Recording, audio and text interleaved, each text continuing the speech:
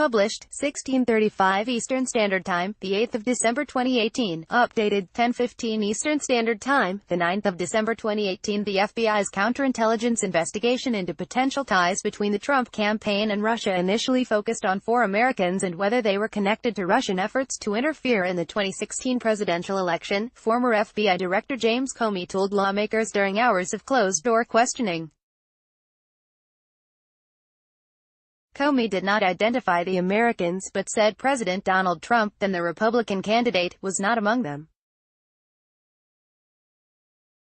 He also told the House Judiciary Committee that, contrary to Trump's claims, he was not friends in any social sense with Special Counsel Robert Mueller, who is now leading the Russia investigation. Trump has repeatedly portrayed the men as exceptionally close as part of a long-running effort to undermine the investigation and paint the lead figures in the probe as united against him. "I admire the heck out of the man, but I don't know his phone number, I've never been to his house, I don't know his children's names," said Comey, who added that he had never hugged or kissed the man, despite the president's insistence otherwise.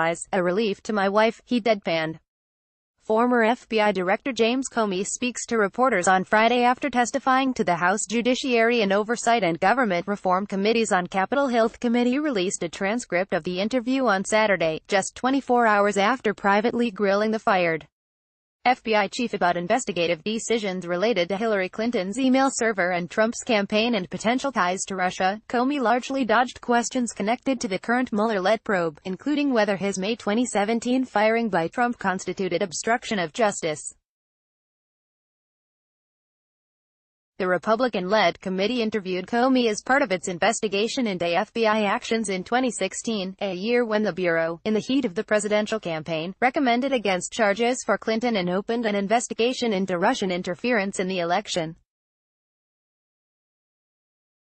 The questioning largely centered on well-covered territory from a Justice Department Inspector General report, Comey's own book and interviews and hours of public testimony on Capitol Hill, but the former FBI chief also used the occasion to take aim at Trump's frequent barbs at the criminal justice system, saying, "We have become numb to lying and attacks on the rule of law by the president, as well as Trump's contention that it should be a crime for subjects to flip and cooperate with investigators. It's a shocking suggestion coming from any senior official, no less the president.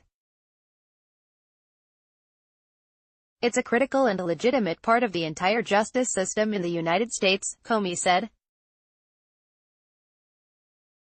Comey also told the House Judiciary Committee that, contrary to President Donald Trump's claims, he was not friends in any social sense with Special Counsel Robert Mueller, above, who is now leading the Russia investigation and offering some details of the investigation's origins. Comey said it started in July 2016 with a look at 4 Americans who had some connection to Mr. Trump during that summer and whether they were tied to the Russian interference effort. The campaign itself, he said, was not investigation at that time. He did not identify the Americans, though Mueller's investigation has made clear that by that time, there had already been outreach from Russian intermediaries to Trump associates, including a 2015 encounter revealed for the first time in a court filing Friday. Also by that time, Democratic email accounts had been hacked by Russian intelligence, and a Trump campaign foreign policy advisor, George Papadopoulos, had been told that Russians had dirt on Clinton in the form of stolen emails. That October, the FBI obtained a secret search warrant to monitor the communications of a Trump campaign advisor, Carter Page, on suspicions he was acting as a foreign agent, something he has denied. Multiple Trump associates, including Papadopoulos, former National Security Advisor Michael Flynn and Trump's former personal lawyer, Michael Cohen, have pleaded guilty to lying about their interactions with Russians during the campaign and presidential transition period. Former Trump campaign chairman Paul Manafort's foreign dealings, including to an associate the U.S. says has ties to Russian intelligence, has also attracted law enforcement scrutiny. Comey reiterated to lawmakers that it was the 2016 Papadopoulos encounter with a Russian intermediary in London that ignited the Russia investigation, rather than, as some Republicans have maintained, Democratic-funded opposition research compiled by a former British spy. "It was weeks or months later that the so-called Steele dossier came to our attention," Comey said. The FBI's counterintelligence investigation into potential ties between the Trump campaign and Russia initially focused on 4 Americans, but President Donald Trump was not one of them, Comey told lawmakers on Friday he said that by the time of his firing, the FBI had not come to a conclusion about whether the Trump campaign coordinated with Russia's efforts to sway the election.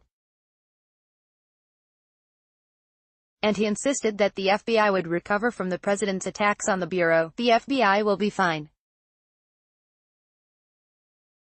It will snap back, as will the rest of our institutions, Comey said. There will be short-term damage, which worries me a great deal, but in the long run, no politician, no president can, in a lasting way, damage those institutions. Besides the questioning on Russia, Republicans lawmakers pressed Comey on the FBI's handling of an investigation into whether Clinton mishandled classified information on her private email server. Comey's July 2016 announcement that Clinton and her aides had been extremely careless but did not deserve criminal charges infuriated Republicans who contended that someone less powerful and well-connected would have faced prosecution.